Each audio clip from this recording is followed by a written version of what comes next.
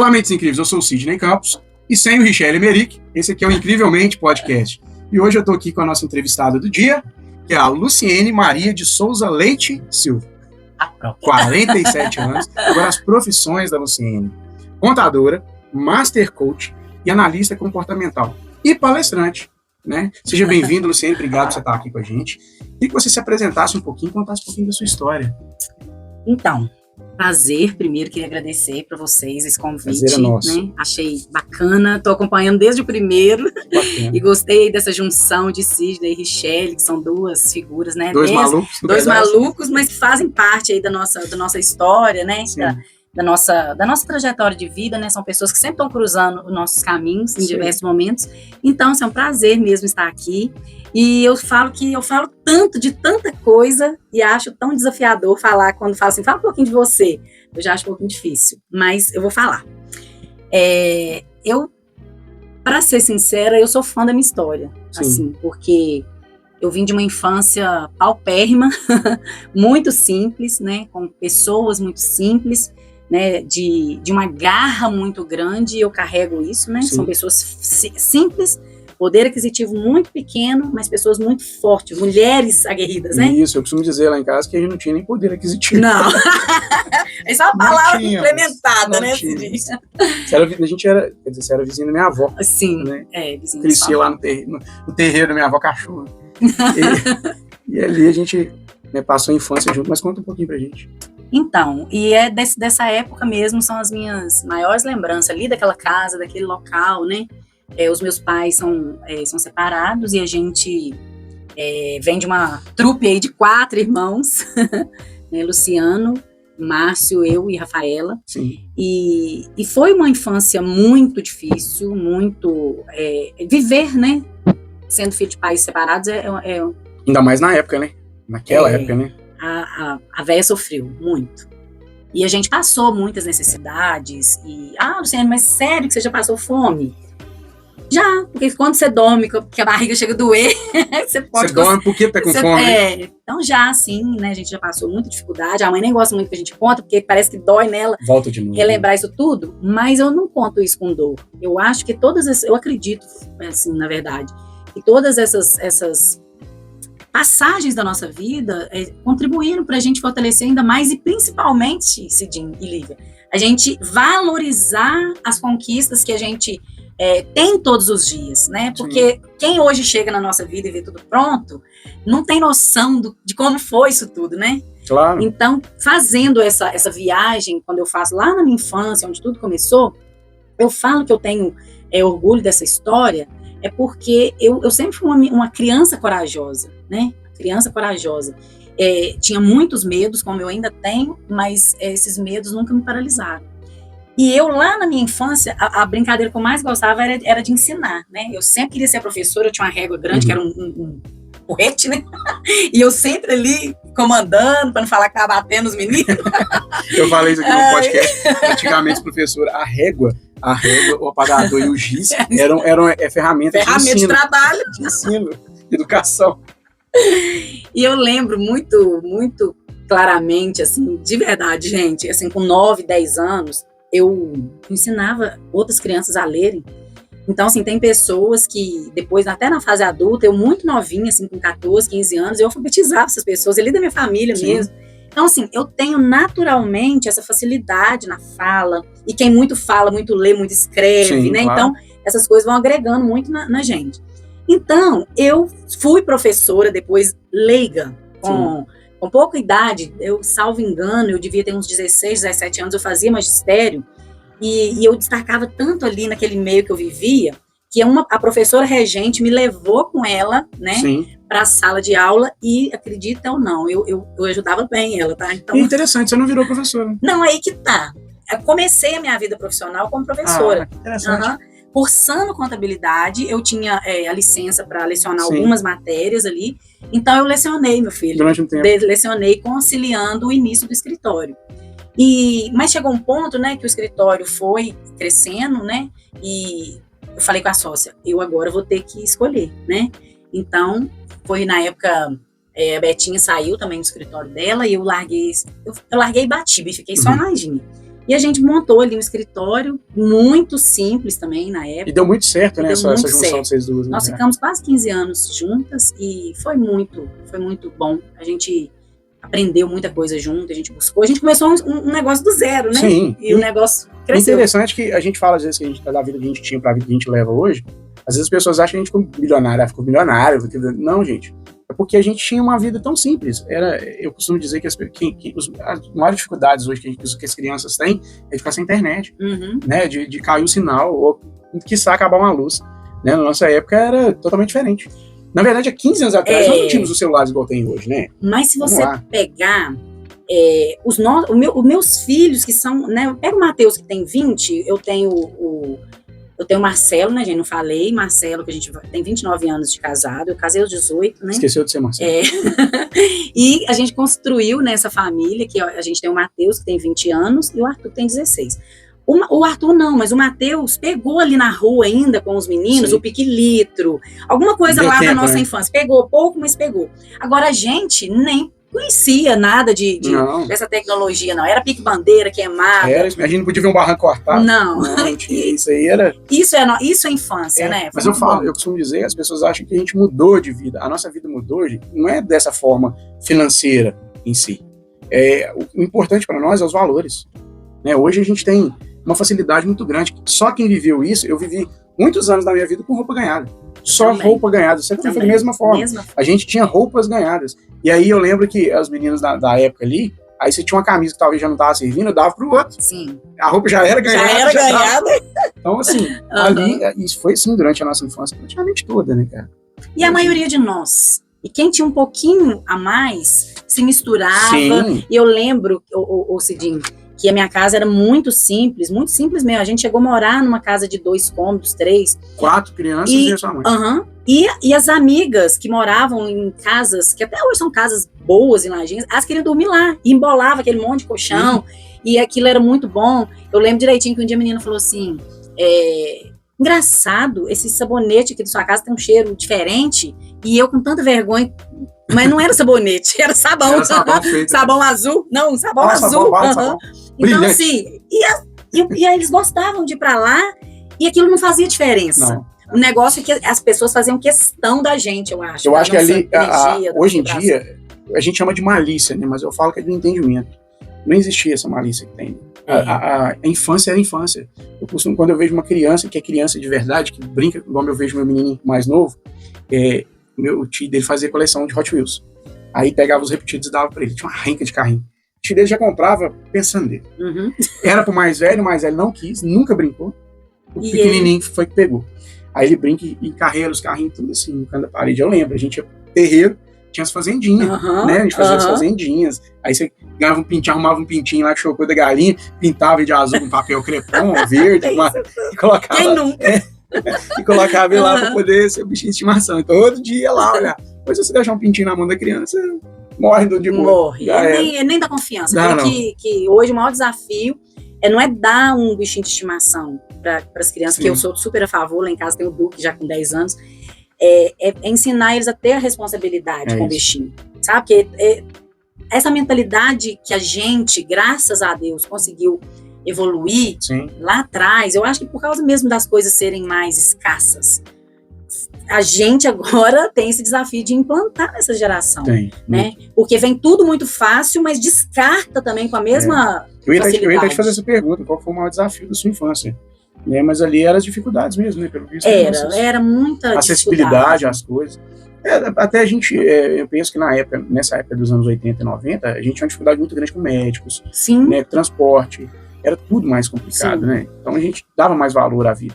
E essa questão toda de ser filha, né, de mãe arrimo, de família, eu tinha muito.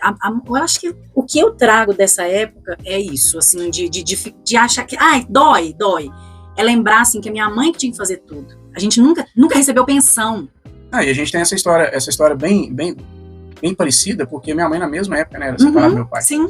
E é importante a gente, às vezes, falar para as pessoas que um relacionamento, ele não separa só o pai e a mãe. Não é a separação, não é entre pai e mãe. A separação de família. E que todo mundo vai pagar um preço. Todo mundo vai pagar um preço. E tem uns que vão pagar o resto da vida. Né? Isso que eu ia te falar do trauma. Isso vai... algumas pessoas conseguem resolver essas consequências. Sim.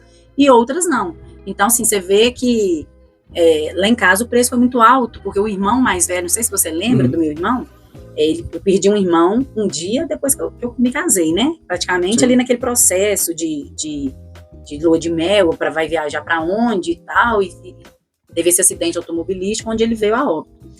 E esse irmão, ele não aceitava, não, de jeito nenhum, e brigava muito. Lá em casa tinha muita briga por questão disso, porque Sim. ele tinha muito ciúme da minha mãe. Vocês pensam, gente, que a minha mãe, meu pai se divorciou e saiu de casa e deixou a gente. A minha mãe tinha 26 para 27 anos, ela era uma moça, nova, né? Com a vida inteira pela frente, e os filhos ali apegados, os ciumentos, então era um conflito muito grande ali. Ela casou bem nova também, 27 anos, 3 filhos, 4 filhos, né? Ela aos 16, né? Então, isso tudo deixa marcas na gente, mas que hoje, para mim não, já há algum tempo, devido à espiritualidade, né? Nós vamos chegar que lá. A gente vai chegar lá, hoje fica bem tranquilo para lidar com isso tudo. Ultimamente eu tenho pensado muito sobre isso em relação aos desafios, né? Os problemas e os desafios. Eu aprendi a lidar com essa situação, eles para mim me geram forças, energia para poder superar e para vencer ou conquistar. Sempre é assim. Toda vez que vem um problema, um desafio, uma situação, eu falo assim, nossa, que bom, cara. Eu sei que lá na frente vai vir alguma coisa boa, sabe? E a gente trabalha para que isso aconteça. Sim. Né? Você trabalha com treinamento de pessoas, você sabe o que eu tô falando. Às vezes, você foca a sua mente num problema e não olha a solução. Você foca só no problema. E a gente fica vivendo o problema. E o maior erro que a gente comete é ficar comentando com os outros problemas. Que a gente alimenta ele. É só tomando aquela proporção. E aí, para qualquer lado que você olha, você só vê o problema, você não vê a solução. Exatamente. Então, quando hoje, com a maturidade, com o estudo, eu vejo que vem um problema, eu falo assim, cara, top, doido para vencer essa parada, é um desafio. Porque você aprende a lidar com ele, né? E eu aprendi isso biblicamente. Aprender a lidar com os desafios. Acho que todas as vezes que Jesus virava uma pessoa assim, pega sua cruz e me segue. Toma o seu leito e vai embora para casa. Né? Todas as pessoas, ele fala assim, vai em paz, sua fé te salvou. Ele tá falando assim, vai, você superou. Mas você superou, tem um processo. Né? Eu costumo dizer que todo perdão ele tem a consequência.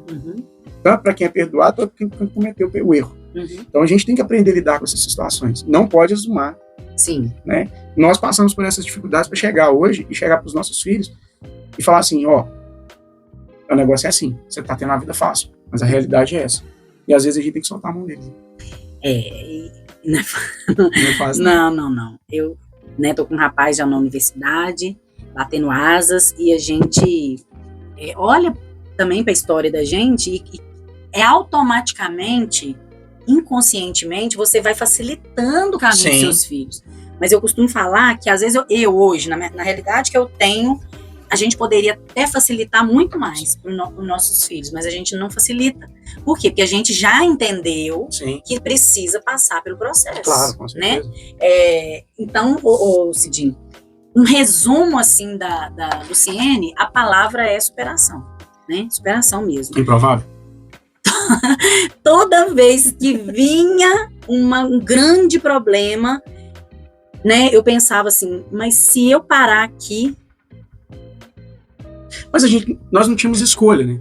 A gente não tinha esse direito de falar assim, parei. Você vai fazer o que se você parar? Então isso sempre foi claro pra mim desde criança, sabia? Mas tô falando isso aí, eu lembrei do fato. Um dia na empresa, a gente trabalhando, um dia a pessoa virou pra mim e falou assim, eu desisto, eu não mexo com esse negócio mais. Isso tá me tirando. Eu virei e falei assim, tem um match cord no carro ali. Quê? Tem um match cord no carro. A pessoa falou assim, mas por quê? Você não falou que desiste? Então morre. Por que não? Você tá doido? Você tá doido? Morre. Como é que você vai desistir da vida? Como é que você vai pular um problema? Não quero, pula esse. Não tem como você fugir. Se é um problema de saúde, você tem que enfrentar ele. Você não vai dormir e acordar sem ele. Você não vai esquecer dele, passou. Sabe? É uma situação que você vai ter que lidar. Você vai ter que aprender a lidar, vai amadurecer e vai aprender a superar. Nosso caso foi assim, não tivemos escolha. Ou você faz ou faz. É interessante isso. Mas a vida vai colocando escolhas, né? Vai colocando. É isso que torna a gente forte hoje. A gente fala da geração Nutella, mas nós fomos forjados na dor. Sim. Literalmente, né? Era aprendizado na escola, não tá brincando que a régua era uma ferramenta de ensino, mas era, cara. Era. A régua era, o apagador era. Você fala isso com respeito? Não. tem que agradecer meus professores hoje. Se a gente consegue ter respeito, se a gente consegue olhar para o próximo com educação, ter educação com o próximo, um respeito ali, é devido a isso que a gente passou na escola. Porque os nossos pais, nossas mães, né, estavam na roça ponhando café, trabalhando na casa dos outros, enquanto nós estávamos no quintal dos outros, brincando, na rua, brincando. Não tinha essa de, tava em casa assistindo televisão. Que televisão, cara? Qual televisão? Que televisão? Você chegou a pegar a... Nossa, quem tinha TV a cores. Gente, e a gente não é tão velho, né? Não. Mas lá em casa tinha tela colorida. Você chegava a ver a tela na frente. Aí o bichinho lá ficava ou só rosa, ou só... Eu tinha uma raiva daquilo, você tinha... Eu preferi isso aí. E tipo, a minha mãe, tipo, eu vou comprar uma tela pra vocês e tal. E um dia lá, não sei que arte que eu fui fazer, a mãe até outro dia lembrou. Eu sei que eu virei a televisão, não sei se a mãe tinha deixado um dinheiro embaixo da televisão, alguma coisa. E eu fui de cadeira, né, mas já ali mocinha, limpava tudo. Eu sei que o negócio virou e a tela trincou. Você pensa, né? Toma uma cocinha de leve. Coisa leve, que a cocinha lá em casa era com mangueirinha de chuveiro, arrancava o que tivesse, dobrava. A tomada do ferro passava. Mas sobrevivi. Eu brinco que quem inventou o drone foi minha mãe, né? Eu soube que me acertava atrás da porta com a Havaiana. Nossa! A Havaiana ninja, né? Mais rápido que a velocidade da luz. E ela era com prego. Meu Deus. Complicava um pouquinho. Hoje, mas é bom, é gostoso lembrar disso. Porque não, mas faz bem. É a nossa história, a nossa essência, né? Saber que elas, né? Nossas mães, nossa vida. Eu depois de um tempo, assim, eu valorizei muito mais a minha mãe, sabe? Nem foi... esperei, quando você tiver filho, você vai ver e tal. Não, foi quando eu casei mesmo, fui embora, trabalhar longe, e eu mesmo tinha que dar conta de tudo, e fazer comida, e fazer tudo, e eu muito novinha, casada, longe de casa, e pensava assim, mesmo com aquela dificuldade toda, né, a minha casa da minha mãe, sempre muito limpa, sempre a comida, ela, mãe, comida de mãe pode ser arroz com feijão, que é uma delícia, e a gente dá valor, assim, aqui, elas deram, como a gente falou no início, elas deram tudo que elas tinham. E a gente hoje vê isso e amar isso, mesmo que algumas partes da história sejam doloridas, doídas, a gente conseguir separar e colocar no lugar de honra, né? O lugar de honra que elas têm. Eu vou te contar uma coisa, talvez até parece sensacionalista, mas não. Foi meio que um refúgio mesmo. Minha mãe fez 2 anos que ela faleceu. E quando ela faleceu, ela tinha fritado a asinha de frango, feito um feijãozinho cozido novo, ela tinha feito uma panelinha temperadinha e um arrozinho. E tava na geladeira dela. Eu congelei para comer depois. Nossa, memória afetiva. Então eu sabia que eu nunca mais ia poder experimentar o tempero da minha mãe, então eu quis congelar para comer. Sabe? Então assim, a gente dá, é o que você falou, talvez a gente não dá valor em vida, mas a gente tem que pensar. Pensa enquanto tá em vida. São os detalhes. São os detalhes. Vamos lá. Vamos falar sobre a sua profissão. Respire e vamos. Como é que funcionou, como é que entrou na sua vida a contabilidade? Então, falar que você nasceu contador, quem falar isso, vão mandar prender. Mas quem é de... Eu sempre... Você era boa de matemática? Então, eu sempre fui boa em exatas e tudo, mas eu sempre me confundi, Cidinho, porque eu sou abençoada, porque eu tenho muitas habilidades. Então, eu fiquei muito dividida. Por exemplo, na época, eu queria fazer psicologia. Sim. Mas muito coerente com a personalidade. Muito coerente. Eu acho, assim, que tem muito a ver comigo. Mas não tinha na época por aqui, tinha que ir embora. Era uma coisa muito, muito desafiadora. Caro, né? Muito caro, tinha particular. E mesmo, aí a gente casou e tudo, e ficou com esse pensamento, mas não deu. Enfim, eu tive a oportunidade de escolher contabilidade, vou falar a verdade, orientada por um tio meu na época, que era contador, e falava, vai ser a profissão do futuro, e aí foi me dando ali as dicas, é um curso acessível, você vai conseguir pagar, e você é uma menina inteligente e tal. Então eu fui, não por paixão, falar, nossa, que paixão. Quando eu comecei o curso, eu quis desistir várias vezes, porque eu achava, tudo hoje que a gente dá um enter e o sistema processa, aquilo na faculdade, o laboratório estava iniciando ainda, né? Eu vou fazer 20 anos de formada agora em 2025.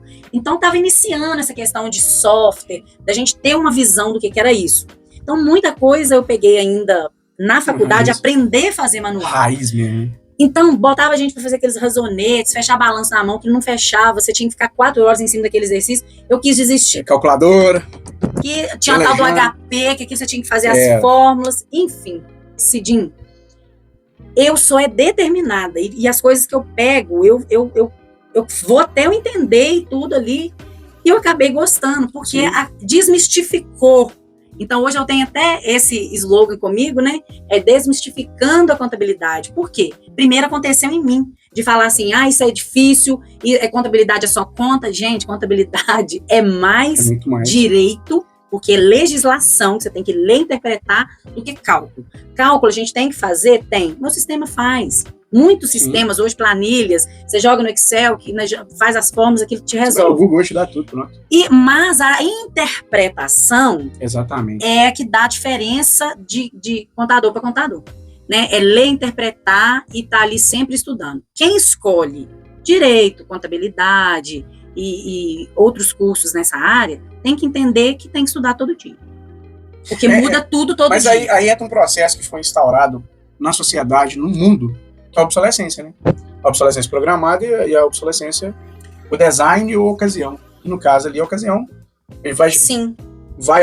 Como é que eu vou dizer? A tecnologia, ela foi avançando. Tanto até falei que há 15 anos atrás nós não tínhamos a tecnologia que nós temos no celular. Hoje eu vou fazer 18 de casado. Então, os primeiros celulares assim, mais tecnológicos que eu tive foi ali no início do meu casamento, que eu era representante comercial. Eu trabalhava com tablet, eu tinha um tablet HP, que era mais avançado que um notebook. Eu tinha um computador de mão que hoje você pega o celular aqui, ele faz 10 vezes mais do que um tablet, um Palm Top, chama Palm Top, da HP. Então eu trabalhava com Palm Top, os meninos achavam interessantíssimo. Palm Top, você ligava e desligava qualquer televisão, você tinha internet integrada, era um negócio absurdo. Aí você vai ver que aquela tecnologia, eu tenho meu Palm Top até hoje guardado, HP. E você vê que a tecnologia, um dia meu menino, que é isso, pai? Eu falei, um computador de mão, meu filho. Sei lá dos anos 90, 2000. Então você vê aquela tecnologia ali, se eu salvo engano, os celulares com câmera, foi 2005 pra cá, 2006 pra cá. Né? É, por aí. E veio os celulares com câmera. Né? Então a gente vê... Embaçada, mas veio, né? Veio. Precisava nem de fio. Mas a gente vê o avanço da tecnologia. Hoje eu falava o seguinte, que os mecânicos iam acabar tendo que fechar as oficinas por conta da tecnologia que vai avançando. Né? Hoje nós temos os carros elétricos. Vai começar a sumir os carros só a combustão, e aí vai começando. Quem não se aprimorar vai ficar para trás. Eu acho que hoje é a profissão que mais defasou no mercado é de mecânico. Porque não consegue acompanhar o mercado. Não consegue. Muito, é quase impossível. Né? Sabe? E aí vem as outras profissões que estão começando a ficar para trás. De 5 anos para cá, eu vejo que começou a sofrer isso aí. Você vê o direito em si, que digitalizou tudo. Aí você vê os cartórios, digitalizaram quase tudo. Você pega a contabilidade, tudo digitalizado. Com certeza. Né? Então vem essa obsolescência dentro do trabalho. Se você não continuar estudando, ou seja, você nunca parou de estudar. Não, nunca mesmo. E eu vejo a contabilidade como uma ciência, ela é uma ciência social. Né? Não tem como, a contabilidade é restrita só à empresa, eu vou procurar executar contabilidade só quando eu abrir uma empresa. Não, sim. Todos nós temos a nossa contabilidade, né, doméstica. Você tem gestão financeira familiar? Você não tem esse projeto lá? Cada demanda. Pela minha demanda, não. Aí eu fico só orientando os mais próximos, né? De vez em quando eu pego um... Você faz o gratuito. Eu faço meu pro bono nessa área, né? De vez em quando eu pego alguém e faço ali essa educação financeira, que é a quebra de crença, né? Deixa eu fazer uma pergunta para minha voz oculta aqui. Meu bem, como é que chama aquela série que a gente começou a assistir ontem? Meu Futuro Rico. É Meu Futuro Rico. Tá na Netflix, gente. Ela mostra casais que têm a vida financeira totalmente... Como ficar rico. Né? Na Netflix, gente, Como Ficar Rico. Mostra casais que têm a vida financeira totalmente desequilibrada. E um camarada, ele faz esse trabalho, ele chega, coloca as finanças, quanto vocês devem de cartão de crédito? Qual é a renda anual de vocês? Ele faz dentro da renda anual. Mas quanto que vocês precisam ganhar para manter a vida que vocês têm? Aí a gente assistiu um episódio, vou adiantar, não pra vocês assistirem. Foi um episódio que um camarada ganhou um prêmio na televisão. Significativamente alto. E ele comeu 80% desse prêmio. Com festa, farsa. Sobrou lá acho que na época que ele ganhou, era muito dinheiro, $120 mil. Sobrou $20 mil. O cara tinha o desafio de pegar aqueles $20 mil, fazer ele ganhar dinheiro com aqueles $20 mil para ele poder conseguir recuperar o que ele perdeu e manter a vida que ele adquiriu. Porque ele virou social media, aí teve contrato com empresas famosas de roupa, do cara é um size, né? Um super, sabe? E aí ele foi fazer propaganda de roupa e ganhar dinheiro. Você queria perguntar alguma coisa, Voz do Clube? Então, assim, eu achei eu achei interessantíssimo essa série, porque fala sobre gestão financeira familiar e mostra onde as pessoas pegam. Um cara devendo a faculdade, devendo os estudos. Ele estudou e devia os estudos. E aí, lá nos Estados Unidos, é uma dívida que você carrega pro resto da vida. Sim. Sei lá, você pode abrir falência, você pode fingir sua morte, mas essa dívida você não deixa pagar. Não, nem essa e nem a hospitalar. Hospitalar já tinha as duas que pode passar a sua vida inteira, você vai ter que pagar. Sim. Né? Então, hoje a gente está observando muito, Lu, a mudança financeira mundial em relação ao dinheiro. As criptomoedas, a moeda digital em si. Porque hoje a gente fala que, salvo engano, eu acho que fisicamente dinheiro que nós temos em circulação, pelo menos no nosso país, é 30%, não é isso? Eu acredito que já diminuiu. Diminuiu mais? Já diminuiu. E a tendência é sumir, né? Por causa do controle mesmo. Hoje, Cidinho, o que eu tô batendo na tecla, assim, com os meus clientes e fico falando na internet? Eles têm um controle de 80% já. Por quê?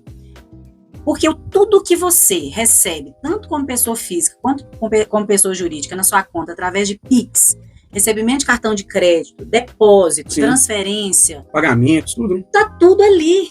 E é tudo informado. O banco, ele é obrigado a informar através de um sistema que chama e-financeiro e outros complementares. Ele tem data para entregar aquilo ali. E aquilo tudo ali é filtrado com robô. Então, o que as pessoas têm que entender é que já não tem um servidor ali. O servidor da Receita Federal tá lá me olhando. Não, gente. Não tem ninguém ali. É tudo filtro de robô. Então, a gente vê o seguinte. Só pegava gente grande. Eu ainda tenho cliente que pensa que pega só o grande. Aí hoje eu mostro, não vou falar por ética, mas eles estão pegando o MEI, que é o microempreendedor individual, e pega um MEI e aplica ali 50, 60, 70 mil de multa para ele. É muito Fechou dinheiro, ele vai acabar com esse MEI. Eu costumo dizer que o leão não precisa bocanhar, se ele lamber, ele já ferrou.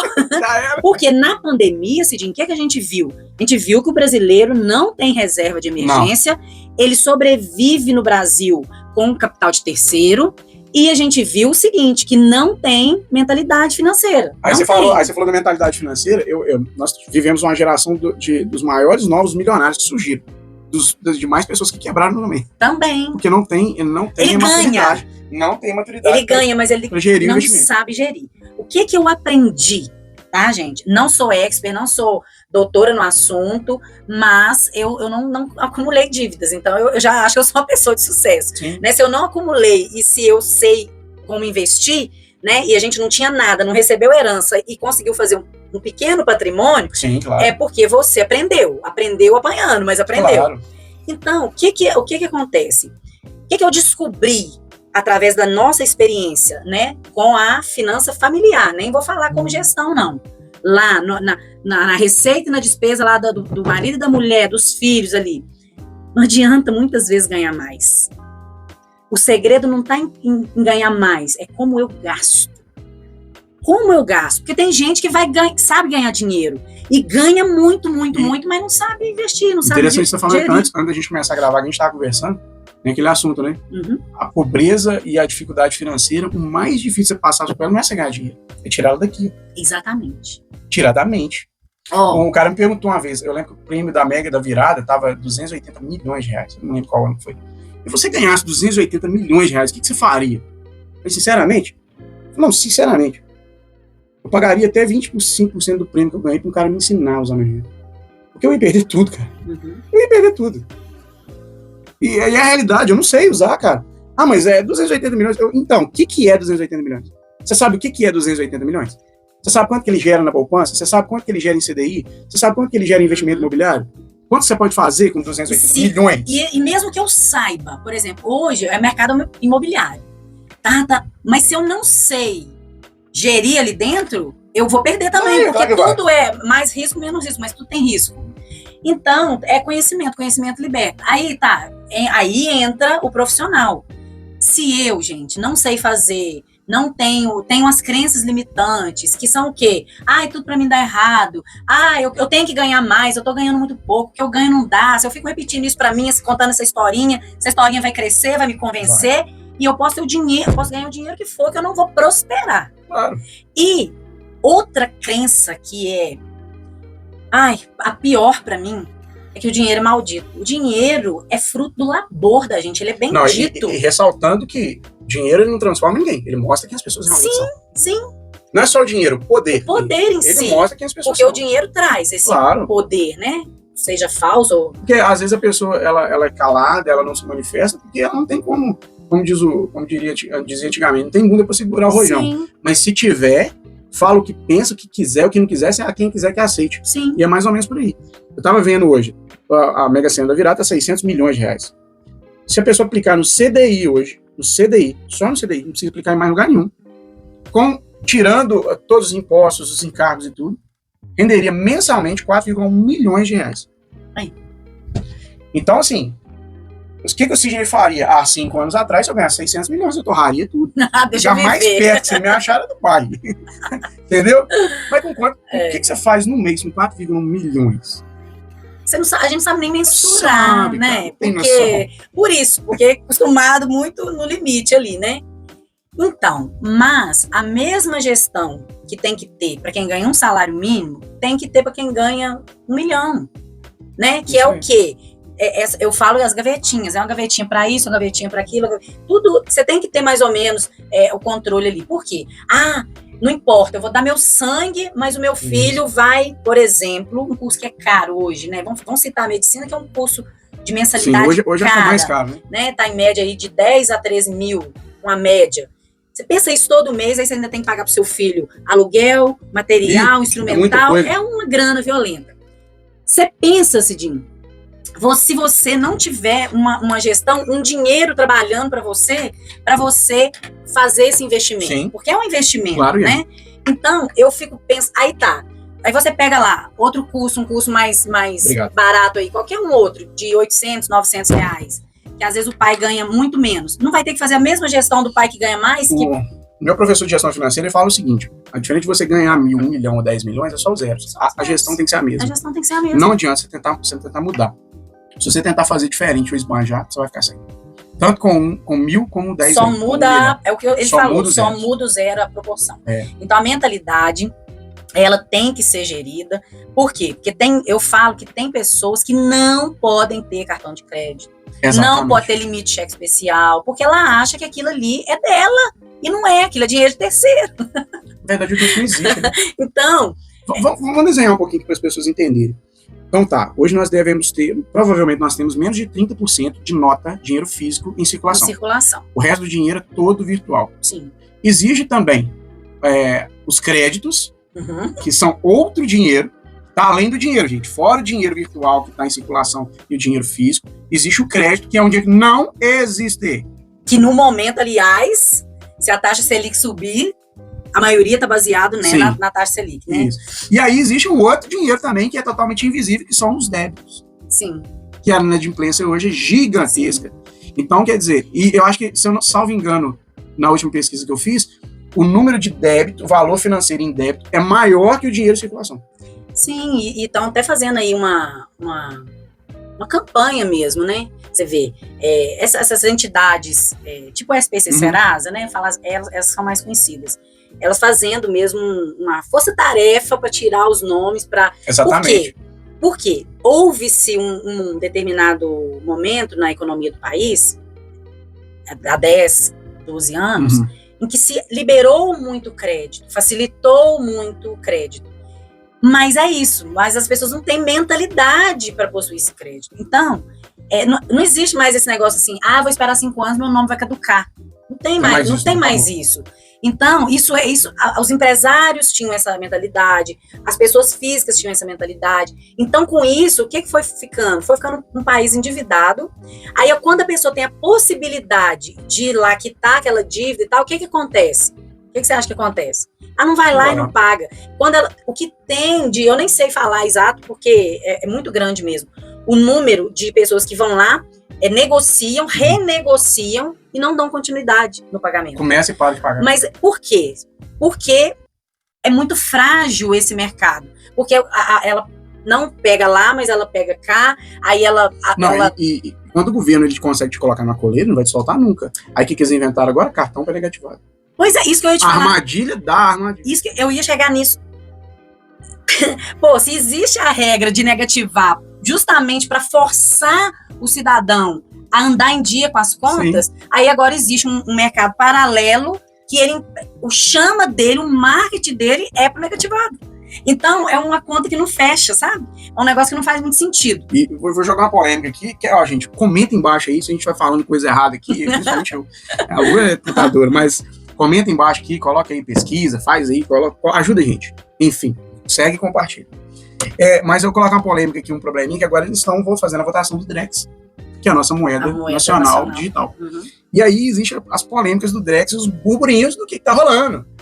Entre os burburinhos que eu ouvi, né, que eu andei futucando na internet, tá lá, ninguém consegue dever mais documentos de carro. São debitados na sua conta do Drex. Se você tiver uma multa, ela vai ser paga, você querendo ou não. Se você tiver uma dívida estudantil, será bloqueada sua conta, porque o dinheiro vai ter que passar por ali. Não vai existir mais o dinheiro físico. E aí vai ser totalmente controlado pelo governo. Controlado e tributado. Por quê? Porque ainda com todo esse mecanismo que tá ficando eficiente. Sim. Tá ficando eficiente. É um planejamento que eles fizeram e que vão implantando aos poucos, mas que tá chegando. É cordinha frouxa por enquanto, mas vai apertar, vai arrochar. Faz muito sentido, né, o que eles têm feito, né? Cruzamento de dados é muito complexo. Gente, é matéria para um dia. Se você hoje, antigamente, eu vendi o carro, mas eu vendia dinheiro, então eu não vou pagar tributo sobre ele, eu tive um ganho de capital, né? Aí o que acontece? Não tem como mais, porque o despachante lá, o Detran, o Detran está integrado com o cartório, que está integrado com a Receita Estadual, que está integrado com a Receita Federal, com o banco e com a contabilidade, que também tem que informar, ou seja, uma operação da vida da gente. Eu tenho uma terra, vendi uma terra. Assinatura digital, hoje é o Gov. Então, não assim, tem gente correr. É tudo integrado. Não, eu falei grosseiramente, eu falei a grosso modo aqui dos burburinhos que eu vi. E esses são só alguns dos... A moeda digital, ela vai vir como a cereja do bolo, né? Isso. É o que está faltando para englobar tudo. Porque eles fizeram, com esse exemplo que eu acabei de dar, eles já fizeram a junção. Já montaram a lona do cerco. Então a moeda digital vai vir para complementar isso. Por quê? Só falta isso agora. Porque ainda tem algumas situações que a pessoa foge da legalidade pela espécie, né? Dinheiro em espécie. Então, tirando isso...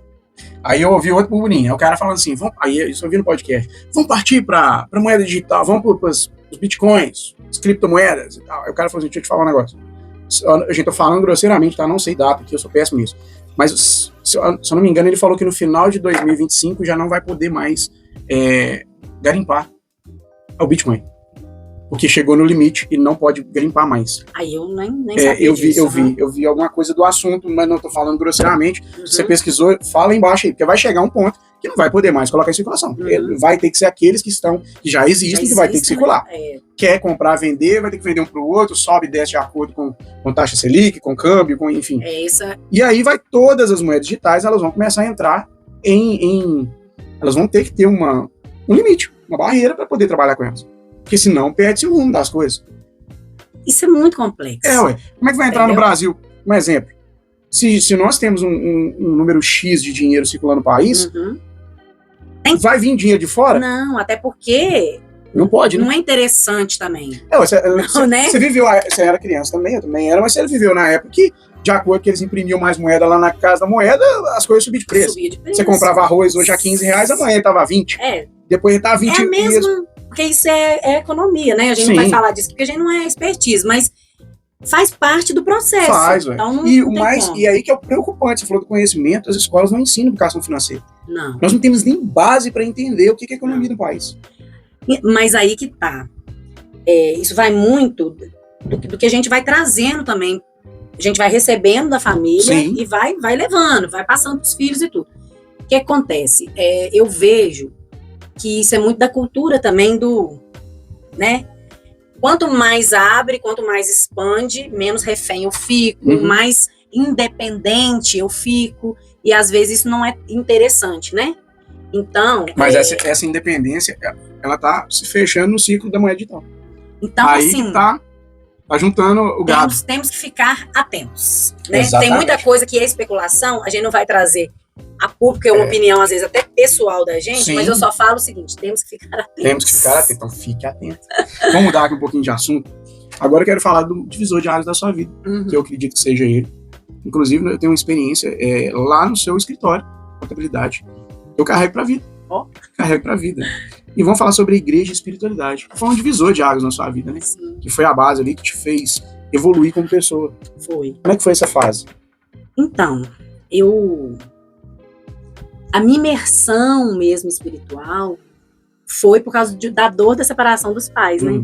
Então, assim, eu sentia muita falta, assim, do meu pai. Eu tinha uma dor muito grande. E quando você tem uma dor muito grande paterna, né? Geralmente a gente fica um pouco até resistente com a figura do pai, o pai, Sim. Deus Pai, né? Então, eu conversava muito com Deus isso, que eu não queria sentir aquelas dores, sabe?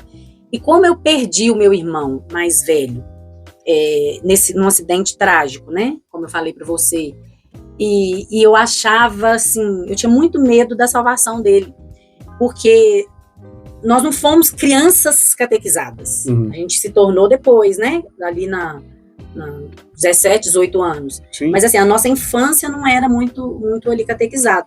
Então eu falava assim, eu tenho que falar de Jesus, eu tenho que falar de Jesus, eu tenho que falar de Jesus. Então assim, eu comecei a buscar, por quê? Eu falava, gente, existe céu e existe inferno. Sim. E sabe para onde que o meu irmão foi? Será que Deus teve misericórdia? Eu sofri um tempo com isso. Sim.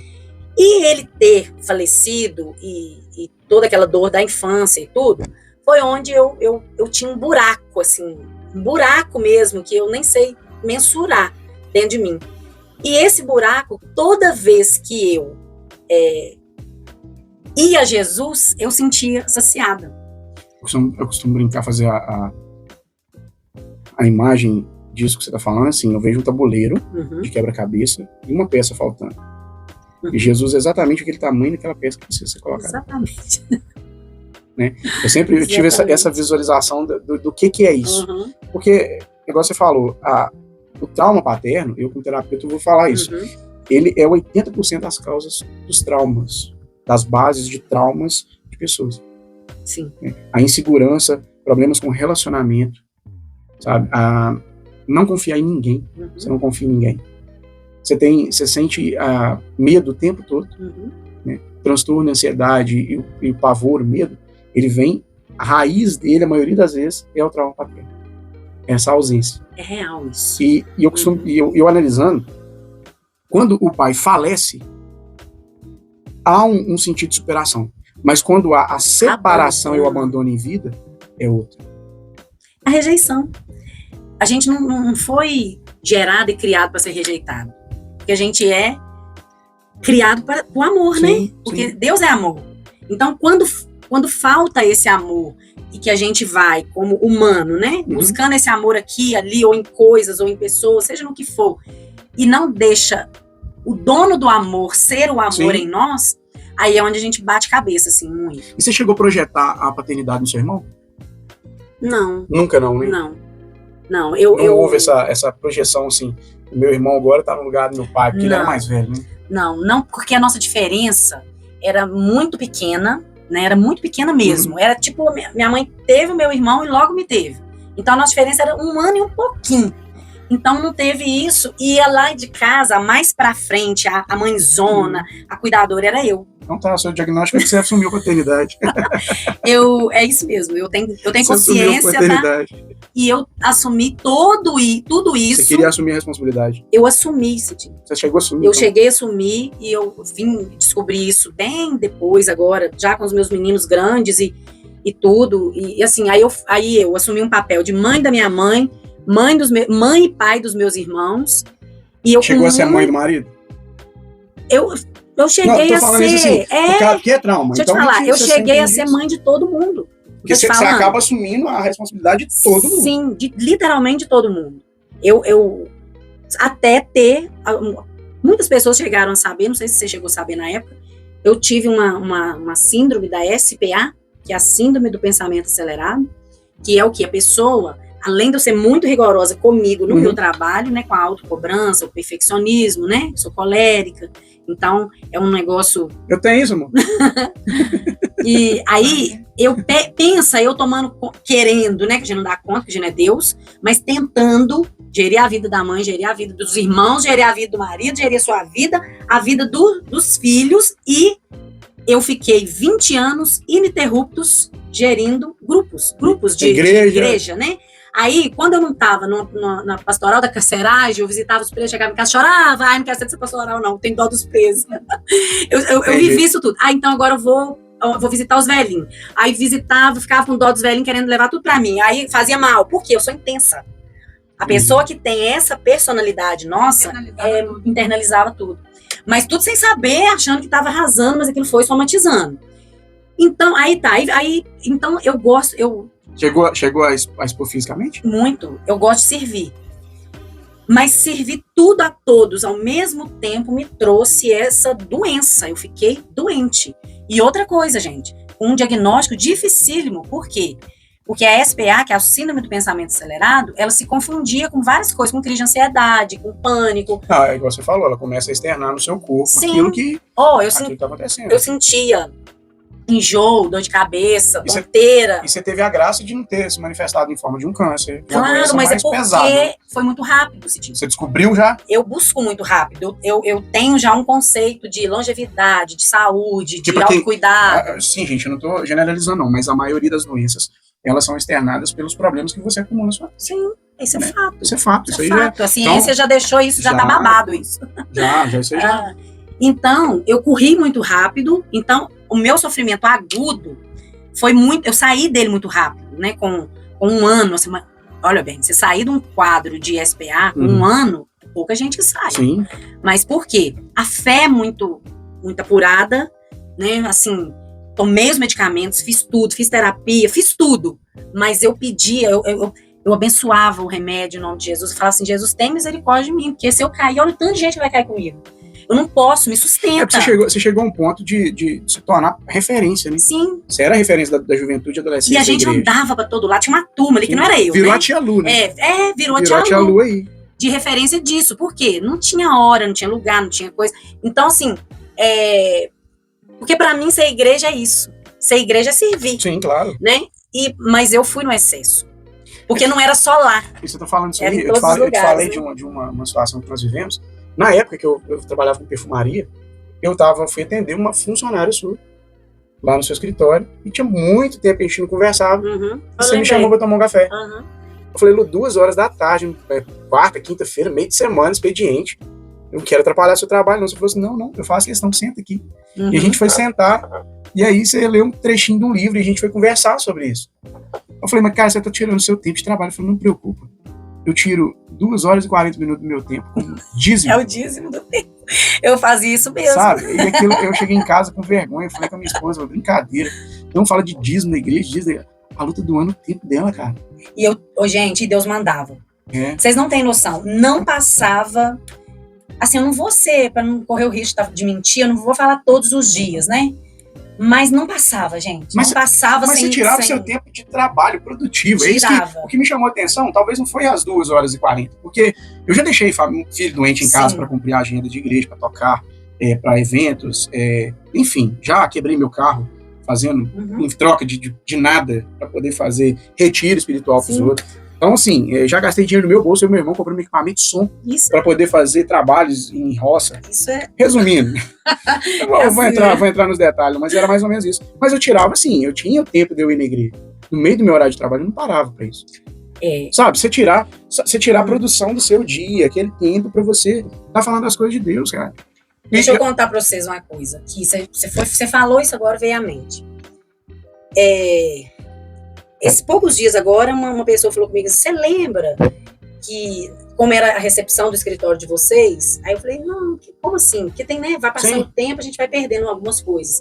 Ela falou, Luciene, a gente chegava lá, tinha um cliente, às vezes tinha 4 cadeiras cheias, uma era cliente, 3 era espiritual, era, você me dá um conselho, eu vim aqui, fazia fila, cara, lá no meu serviço. Que isso, mano? Você nem percebi isso. Então, ficou normal. Ficou normal, só que aí tu tem um limite, né? Chegou realmente a ter que cortar, porque começou a atrapalhar, porque a gente começou a crescer. O escritório começou a crescer, aí não cabe mais. Olha pra você ver, mesmo parando o seu tempo, o escritório não vai continuar. Mas eu falei que eu carrego isso pro resto da vida, porque depois que eu virei a chave da minha vida, eu tenho meta de boas ações. Uhum. Eu criei metas de boas ações, ajudar as pessoas. Sabe? Eu fico pensando, às vezes eu fico procurando. Uhum. Tem dia que eu saio, vai ficando mais tarde, eu falo assim, pô, pra quem que eu vou levar uma palavra hoje? Pra quem que eu vou arrancar um sorriso hoje? Pra quem que eu vou dar um bombom, uma bala, vou falar alguma coisa que vai alegrar alguém? Então, isso é interessante. Eu carrego o resto da minha vida. Eu uso isso hoje como faz parte do meu dia a dia, como dia a dia. Isso aí virou hábito. E deixa eu te falar, isso é tão da gente mesmo, que tem dia que a gente não tá... Você não tá tão bem, né? Não. E muitas vezes isso aí, que é um propósito pessoal, né? Cada um escolhe como quer servir. Eu fiquei um tempo, longe do microfone. Fiquei, né? A gente sabe a hora da gente sentar Coça a mão, mas... Não, eu preciso ouvir agora. Eu preciso tirar um tempo para sentar mesmo, até para vou te falar... Não é tanto para aprender, não, porque hoje a informação, ela chega, você fica um crânio se você quiser, só se você não quiser. É a questão da humildade mesmo. Você começou a crescer o ego? Não deixei crescer, porque foi onde eu falei, vai me pegar aí. Você começou a perceber que eu tava enraizando? Sim, sabe por quê? Porque era aquele negócio assim, hoje vai ter grupo? Vai. Quem que vai estar? Fulano. Então eu vou. Começou a ter isso. Fulano, quem vai fazer a palestra tal? Se for fulano, não, tem que ser fulano. Não. O que importa é que ele cresça e que eu diminua. Você começou a ter uma crise de excelência. Eu fiquei com medo. E outra, aí entra um outro problema aí, que é o perfeccionismo. Então, você começou a querer se cobrar mais. E não, muito. E outra coisa, eu não posso errar e não posso. E aquele negócio Aí eu fiquei doente, a verdade é essa. Porque eu fiquei doente. Porque meu coração, Cidinho, tinha hora que parecia que ele ia pular do peito. De ansiedade, do tipo assim, de ficar com medo do que eu ia falar. Ficou muito grande, sabe, aquilo? Você chegou a pegar a fase de que você olha, por exemplo, você chegar em casa, olhar seu marido, olhar seus filhos e falar assim, caramba, eu esqueci de fazer isso pra eles. Posso te falar que já teve dias de eu chegar em determinados compromissos e encostar e alguém falar assim, você tá sem cor. E eu lembrar, cara, que eu só tinha almoçado naquele dia. E isso já era 7 horas da noite. Mas por quê? Para não pecar, por exemplo, a ausência com meus filhos. Para não deixar de fazer na minha casa, para não deixar de cumprir aquilo que eu tinha que fazer, eu fui sacrificando, assim. Então hoje, por exemplo, às vezes tem gente que acompanhou isso muito de perto e fala assim, eu te entendo, porque eu teve um dia que eu te acudi, não sei o quê, a pressão caía, a cabeça rodava.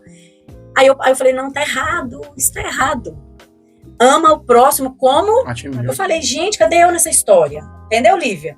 Mas como você vai explicar isso para as pessoas? Se eu chegava em determinados lugares, eu queria ficar mais retraída, mais quietinha, aí já começa a questionar você, já começa... Por que você tá triste? Por que você tá assim? O que tá acontecendo? Não sei o quê. Aí você realmente vai ficando triste e abatida, não é? Nós chegamos nisso aí, Assim, eu sempre tive um problema, até tava comentando esses dias. Pra eu estar na frente da câmera hoje é um desafio. Pra mim é um desafio. Uhum. Porque eu toco desde os 12 anos. Você toca bem, você faz, tá. Na hora que ligava a câmera, acabou. Eu sumia. E aí, pra mim, foi um desafio. E como é que eu fiz? Eu não fiz, eu só tô fazendo. Uhum.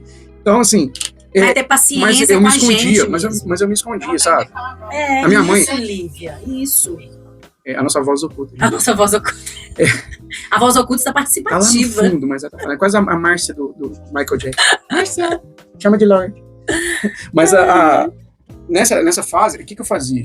Eu tive muito ativo na frente da igreja, mas eu sempre tive essa consciência e eu vou falar que é medo, receio, de subir um pouco a cabeça que eu fazia. Entendeu? Uhum. Porque os movimentos era a gente que fazia, a gente inventava moda, a gente criava roda, a gente fazia evento. sabe, corria atrás de tudo, era hiperativo. Eu não tive SPA. Por quê? O que eu fazia? Eu não queria que meu nome aparecesse.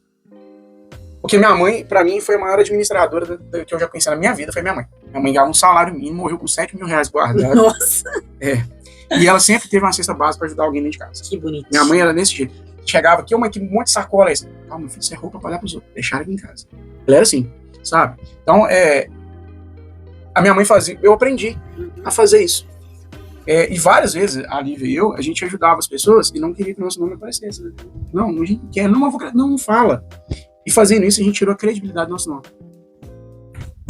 Você lembra que você chegou que eu falei com você sobre as suas profissões? Você falou, não quero falar muito. Não, você tem que falar. Sabe por quê? Porque tem pessoas que às vezes precisam da palavra da gente, precisam daquilo que a gente sabe fazer e não sabe o que a gente faz. É verdade. Entendeu? Então, assim, hoje pra gente ter uma credibilidade pra fazer alguma coisa, você tem que ter nome. Né? As redes sociais estão aí, quem quiser entra, pesquisa, faz, vai, corre atrás, mas a gente precisa colocar o nome da gente naquilo que a gente faz. E nós somos autores disso aqui, assim embaixo. E o Jesus ensinou isso pra gente. Não que você tem que ficar aparecendo, crescendo. E o meu medo era esse. O primeiro pecado que existiu. Satanás ali foi isso. É a O ego, soberba, né? soberba. O ego. De querer ser maior, de querer ser mais.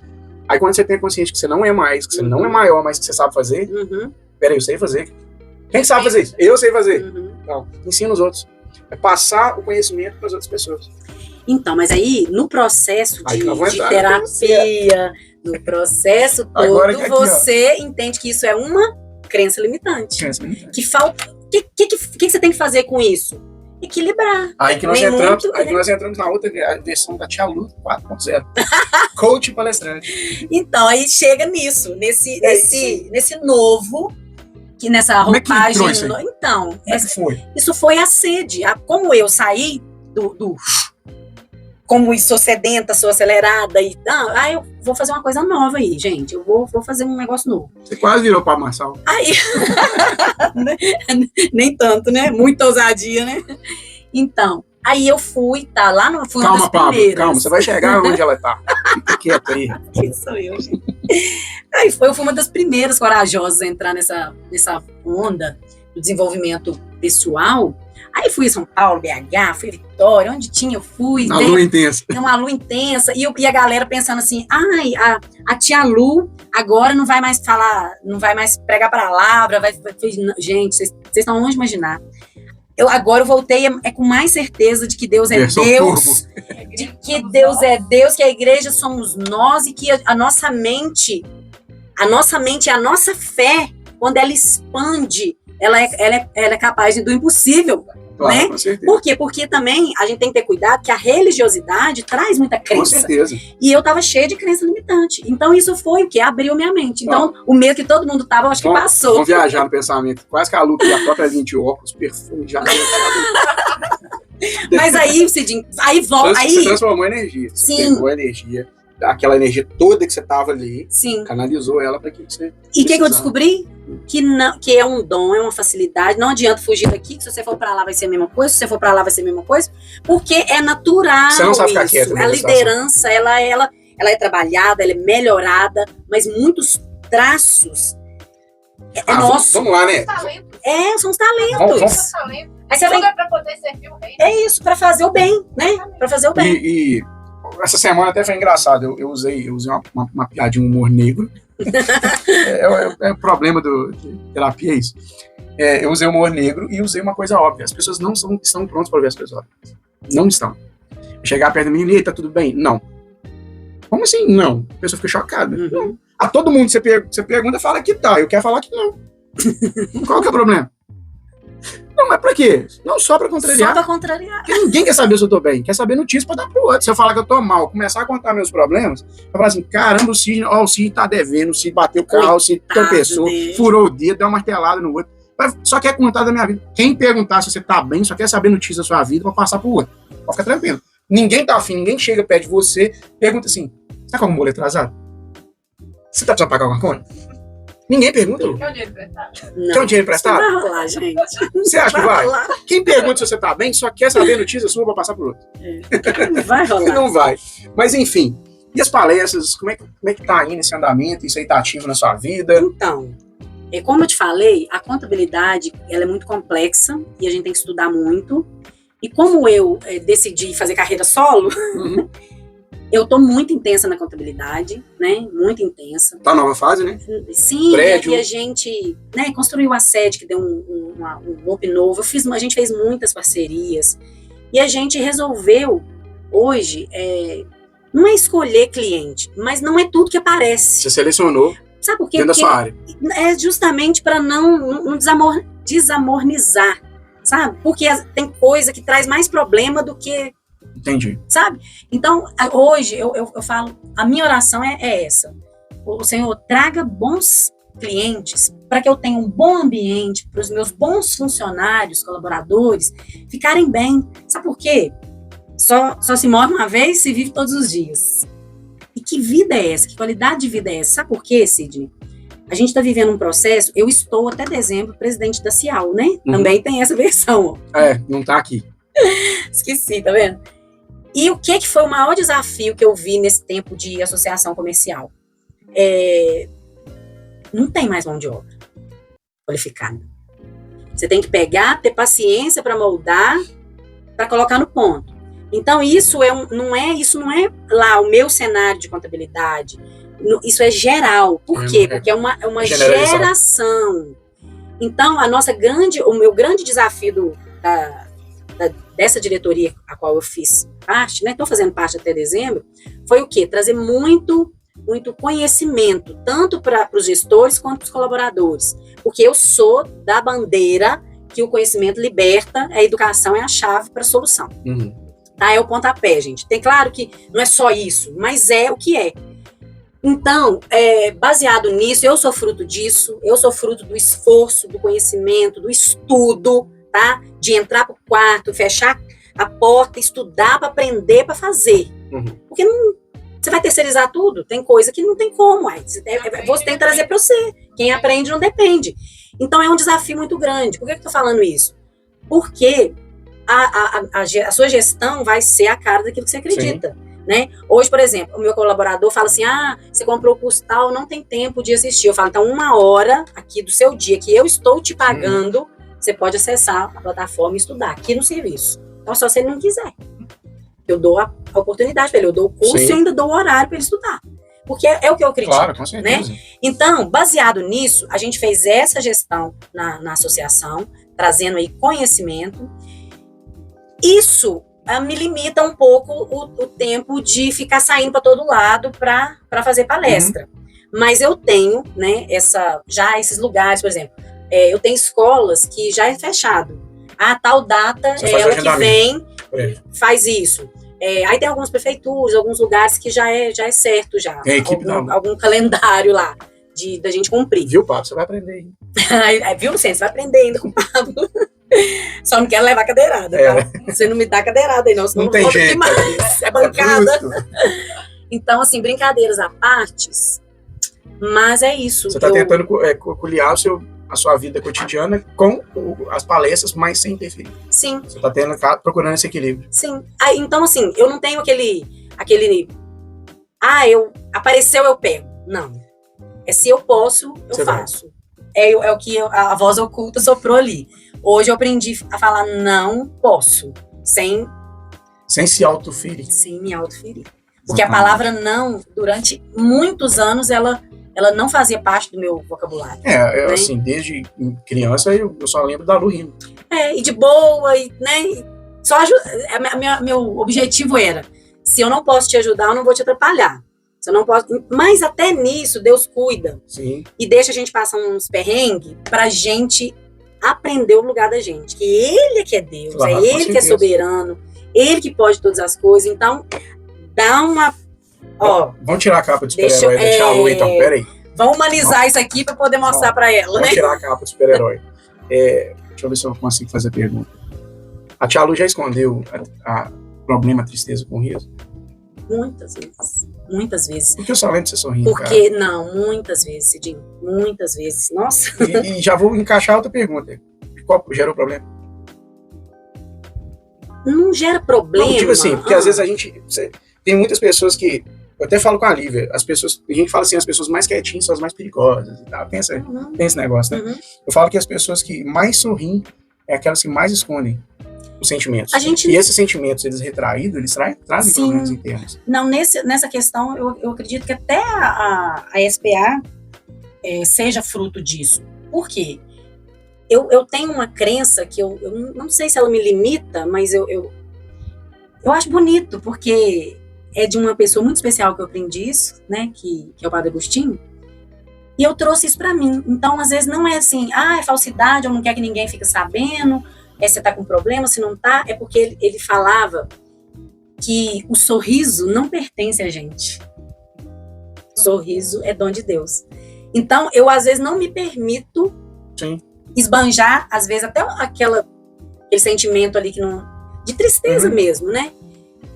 Para as pessoas, porque eu aprendi que a alegria e o sorriso é um dom, vem dele.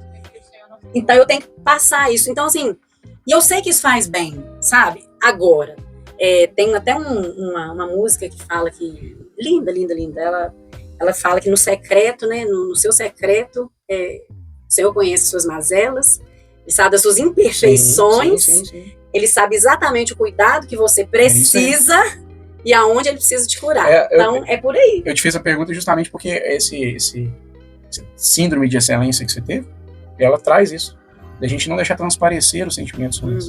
A dor, a dificuldade, o desafio. Sim. A gente tenta sempre tampar com um sorriso. Às vezes é um problema. Sim. E vocês, né, como terapeutas e tudo, vocês podem entender o seguinte,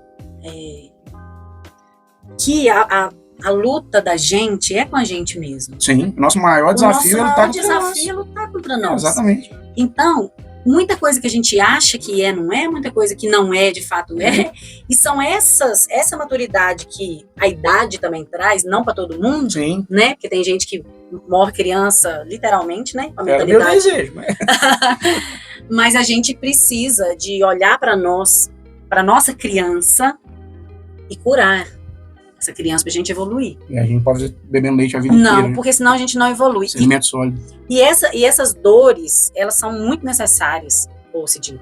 Porque quando você fala em síndrome da excelência, eu vejo assim que quando a gente predispõe a servir de uma forma muito intensa, como eu me coloquei, as pessoas colocam em nós rótulos que às vezes não foi a gente que escolheu.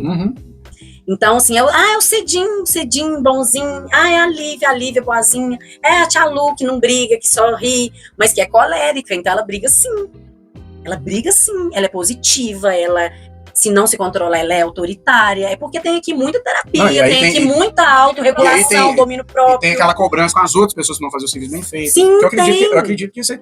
Não, você pensa. Pelo seu diagnóstico. Você pensa... Tipo assim, seu funcionário, você pediu pra fazer um serviço. Se ele não fez direito, você fala, daqui que eu faço. Mas eu tenho que amarrar minha mão e às vezes... E como eu sou muito expressiva, elas já brincam comigo assim, que a minha preferência é trabalhar com mulher. Então elas já brincam assim comigo. Nossa senhora, sua cara falou tudo. Eu falei, antes da cara falar do que a voz falar, porque depois eu vou ter que consertar. A palavra lançada não volta. A palavra lançada não volta. Então, são aprendizados. E eu chamei de síndrome porque é o seguinte, quando a pessoa quando ela é muito impulsiva, ou ela procura ser perfeccionista, é uma coisa. Quando parte para essa que chega a trazer um problema, uma consequência muito grande, ela já passa a ser uma síndrome. E aí ela precisa ser tratada de forma diferente. Sim, gente. Tem que ser assistida toda hora, todo dia, vigiada. Olha, e a gente tem que ter cuidado com as crianças. Por quê? Como é uma geração de muita informação. Sim, excesso de informação. Excesso de informação, excesso de competitividade. E aí não tem como o ser humano absorver tanta coisa. As crianças vão ficar cansadas.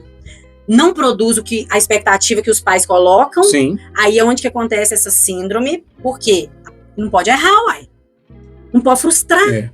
Então, assim, a gente tem que ser bem visto pela rede social, pela internet, no TikTok, Kawaii. Aí, essa questão da imagem, eu falo muito isso, falo, gente, essa é a Luciene do Instagram, essa aqui sou eu, principalmente lá em casa com os meus filhos tem que ter uma personagem, né? Porque não adianta você... Gente, eu prometo pra vocês, nós vamos melhorar aqui nas posturas no podcast. Não vamos parar de ser... Não sabe o que acontece? Não, tu tem o mercado, tu tem o público, tu tem o que? O propósito. Pensa eu, vender contabilidade toda avacalhada. Não dá certo. Tudo é intencional. Então, Entendeu? O Richelle não tá aqui, ele é vagabundo. Hoje ele não faz nada da vida. Então, Viu, Richelle? Você tá me devendo eu essa, só hein? bato pena. Eles falam que eu passei de carro o dia inteiro. Então, E eu, quando viajo, como eu gosto, eu tenho um público ali já mais íntimo. Ah, não, você vai partilhar com a gente a viagem e tal. Eu gosto de mostrar. A gente mostra 1/10 do que você viveu. é claro. Mas não é para ostentar, é para mesmo dividir, mostrar. É tão legal, né? E tal. Então, assim, tem os dois lados. Eu já tive também pirraça desse negócio de Instagram, de fechar a conta. A tia Lu não E dorme não- de roupa social, ela é chinela em casa. Eu não ando maquiada em casa, eu não tenho um óculos para cada roupa. Você acredita que as pessoas. Acha que você tem um órgão da roupa? É o mesmo óculos, gente, pega lá, é o mesmo óculos, é porque a gente pega um, combina com tudo, pra ser prático, né, Lívia? Mulher tem essas coisas. Outro dia eu cheguei na academia e, como o óculos bom tava quebrado, aí eu peguei um que eu nem tava enxergando de direito e ele era da cor da roupa. Aí o amigo falou assim: ah, não. Tá de roupa azul e óculos azul. Ele não sabia, gente, que eu peguei aquele, porque tava todo danado, eu nem tava enxergando direito. Mas é a imagem. É a imagem que passa, né? Ai, se a gente conseguisse se autoanalisar como a gente enxerga os outros. Exatamente. Ia ser bacana. Exatamente. Começa a fazer isso. Olha no espelho lá e se veja. É. Na terceira pessoa. Então, o resumo da prosa, da trajetória, eu hoje me permito falhar, sabe? Eu tive um episódio agora há pouco tempo com um cliente e eu fui conduzida ao erro pelo atendimento que uma pessoa me fez num órgão. Ela falou que não podia fazer um determinado procedimento e eu passei isso pro meu cliente, né? Porque é o órgão que faz. Falei, eu posso fazer isso assim, assim. Não pode de jeito nenhum. Aí passei pro cliente, não pode fazer esse procedimento e tal, segundo o órgão. Aí ele, muito futicador, não concordou com aquilo. Eu também não concordei, mas eu fui orientada que não podia. Passou. Olha, em outras épocas, a pessoa ligar para mim e falar assim: olha, você cometeu um equívoco.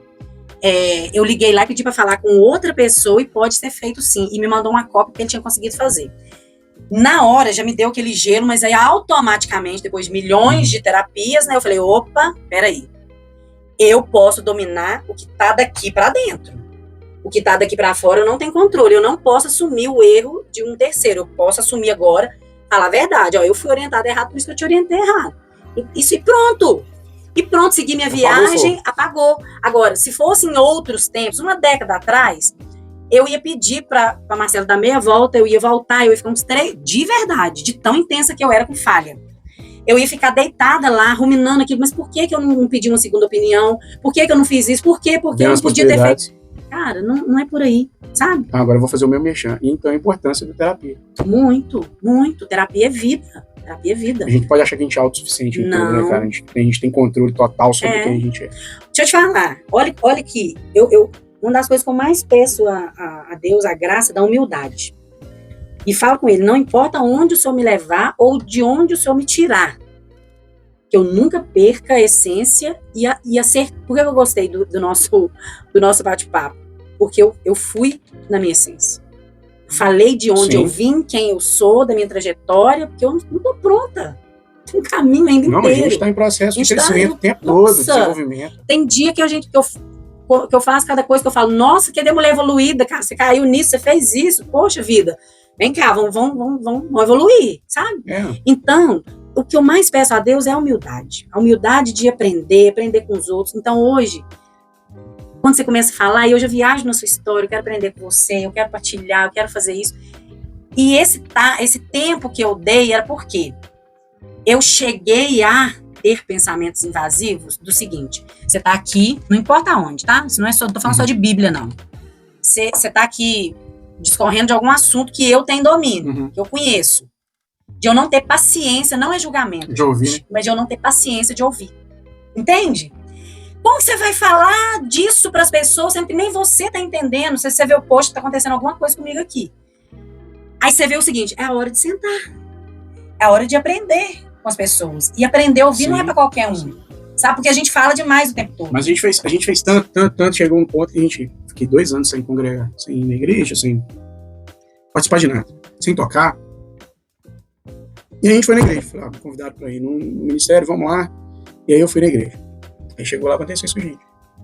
Sentei no banco, o cara começou a falar um negócio nada a ver. Tipo assim, o que eu tô fazendo aqui, cara? Esse cara tá falando, eu já ouvi 500 vezes, ele tá falando errado. E ali, eu ficar no banco ali, sabe, remoendo, era pra eu estar ali. Sabe, bateu essa Nossa, mas que coisa horrorosa. Aí, assim, tipo assim, acabou, o cara falou, pregou, aí depois alguém foi lá na frente chorando. Nossa, eu precisava ouvir essa palavra. Aí é o balde de água fria que você toma, sabe? Que você vê. Porque não era pra mim, cara. Não era. Não era meu aquilo ali, era pra ele. E pra mim a lição ficou, foi ele ter feito isso na minha frente. Tudo que aconteceu ali se resumia naquele momento, sabe? Já que você sabe, eu tô tratando de quem precisa. Sim. Fica quieto no seu canto. E você entender. Aprende a voltar à sua essência. Às vezes a gente tem que comer paçoca e sujar a boca, cara. A gente tem que comer um chocolate, melar um bocado aqui, sujar, sabe? Tornar na roupa, falar assim, pô, já fui menino, sabe? De vez em quando você tem que cair na lama, pra você poder ver que você já brincou muito ali também. Então eu acho que é voltar à nossa essência, aquilo que você falou. A gente tem que voltar sempre na nossa essência, não esquecendo, a gente tem que crescer sem esquecer de onde a gente saiu. Né? Evolução total da nossa vida, sem esquecer de onde a gente veio. Né? Eu acho que isso resume o que a gente é. Né? É interessante isso. Pô, muito bom papo, queria ficar aqui mais. Nossa. Não, aqui é relógio. Acabou a luz, gente, eu não arrumei o relógio. Mas com ele. gostaria de continuar nosso bate-papo, mas a gente tem que encerrar.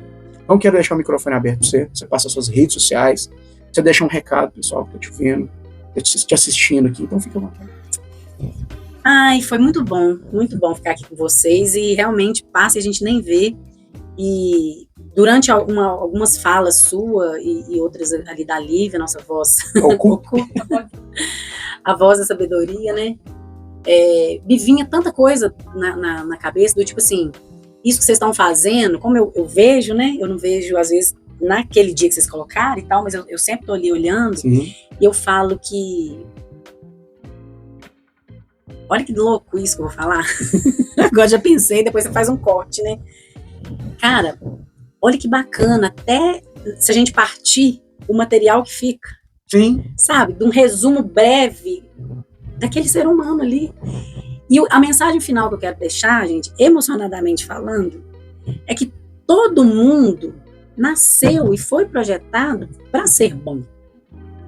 Mas a gente tem que olhar para as pessoas e entender que os bons também sofrem, que os bons também erram, que os bons também falham, sentem dor, que os bons são humanos. Sim, né? Com certeza. E por que eu tô falando isso? Porque por muitas vezes o meu coração ficou endurecido por esses rótulos, sabe? Sim. Então, assim, o resumo de tudo, Cidinho, é servir. Servir. Quem não serve para viver, quem não vive para servir, não serve para viver. Então, assim, e você não serve só lá no ministério da igreja, você não serve só lá na sua contabilidade aos seus clientes, você não serve só lá na sua casa sendo mãe, esposa, sendo pai e esposo, você serve a todo momento, em todos os lugares.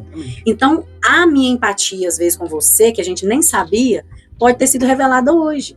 Porque eu tenho esse propósito diário, de impactar nem que seja minimamente alguém. Então, às vezes, é por isso que às vezes eu atendo, que as pessoas não entendem. Ah, mas você fez uma consultoria ali no CN. O colaborador às vezes fala, você não cobrou.